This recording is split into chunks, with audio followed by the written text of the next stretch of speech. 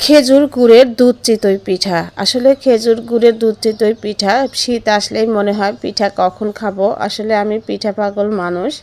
পিঠা না খেলে মনে হয় শীতটা একদমই জমে না। তো পিঠা বানিয়ে নিলাম আমি শীতের শুরুতেই। তো দুধ দুধ চিতই পিঠা কে কে খেতে পছন্দ করেন, আসলে আমার কাছে তো বেশ ভালো লাগে, যার কারণে আমি শীতের শুরুতেই বানিয়ে নিলাম। আর দেখেন পিঠাটা কত সুন্দরভাবে ভিজে গেছে, একদম নরম সফট হয়ে গেছে। তো প্রথমে আমাদের যেটা লাগছে সেটা হচ্ছে খেজুরের গুড়। এই খেজুরের গুড়টা আমি বাচ্চাকে স্কুল থেকে আনার সময় তো রাস্তা থেকে দেখলাম যে একটা লোক বিক্রি করছে, তো ভাবলাম যে একটু নিয়ে যাই আর কি। তো যদিও শীতের শুরুতে ভালো গুড় পাওয়া যায় না, তারপরেও একটু নিয়ে আসলাম। আমি খুব বেশি কিন্তু আনিনি, এই একটা বাটি আমি এনেছি। তো এখানে হাফ কেজির মতো হবে আর কি। তো প্রথমে দেখলাম যে একটু এভাবে ভেঙে নেই, কিন্তু ভাঙতে পারলাম না। লাস্টে আমি নিচে থেকে ভেঙে এনে তারপরে কিন্তু দেখাচ্ছি। তো তারপরে এখন আমার যেটা লাগছে সেটা হচ্ছে দুধ। আর যেহেতু আমরা ঢাকা শহরে থাকি, আসলে লিকুইড দুধটা আমরা কই পাবো, তো ভাবলাম যে একটু মিল্ক বিটা নিয়েই চলে আসি।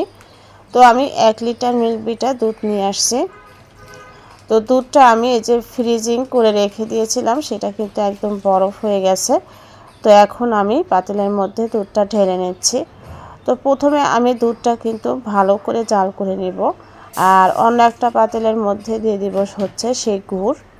তো গুড়টা কিন্তু আমি আলাদা আলাদাভাবে জাল করে নিব। তো গুড়টা আমি এর মধ্যে দিয়ে দিলাম, খুব বেশি কিন্তু পানি আমি এর মধ্যে দেইনি। আসলে দুধের মধ্যে পানি কম দিয়ে চিনি, তারপরে গুড়ের মধ্যে পানি কম দিয়ে যত পিঠা বানানো যায় তাহলে কিন্তু খেতে বেশি ভালো লাগে। অল্প খাবো কিন্তু একটু মজা করে খাবো, খুব বেশি বানানোর প্রয়োজন নেই, আর খুব বেশি খেতেও ভালো লাগে না। আমার মনে হয় যে যে কোনো জিনিস একটু মজা করে খেতে চাইলে অল্প খাওয়াতেই বেশি ভালো হয়। তো যাই হোক, দেখতে পাচ্ছেন যে আমার দুধটাও কিন্তু একদম জাল করা হয়ে গেছে। এখন আমি এই যে এর মধ্যে দিয়ে দিচ্ছি হচ্ছে সেই গুড়টা, যে গুড়টা আমি পানি দিয়ে জাল করে রেখে দিয়েছিলাম। তো দেখা যাক গুড়টা কেমন, যদিও ঢাকা শহরের গুড়টা খুব বেশি ভালো হয় না, তো তারপরেও আমি নিয়ে আসছি। তো এখন আমি এই যে গুড়টা এর মধ্যে দিয়ে দিলাম, দিয়ে একটু নেড়ে চেড়ে দেখি কি অবস্থা। আমার কপাল ভালো হলে ভালো হবে, আর যদি খারাপ হয় তাহলে তো খারাপ হবে।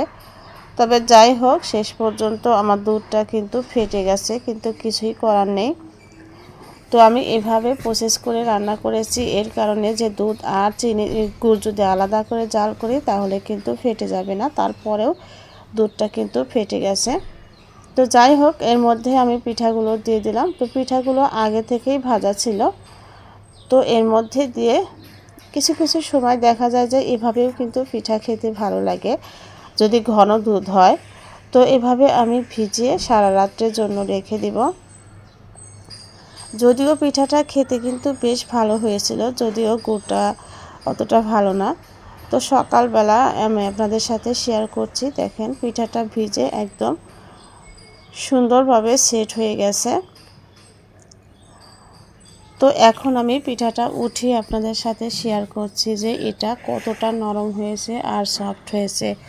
তো শীতের পিঠা কে কে খেয়েছেন আর কে কে খাননি, আর শীতের এই খেজুরের গুড়ের দুধ চিতই পিঠা কে কে খেতে পছন্দ করেন অবশ্যই কমেন্ট করে জানাবেন। আর আমার পিঠার রেসিপিটা কেমন হয়েছে সেটাও জানাবেন। তবে খেতে কিন্তু বেশ ভালোই হয়েছে, যেহেতু শীতের শুরুতেই নতুন নতুন পিঠা, তো সেই স্বাদ হয়েছে।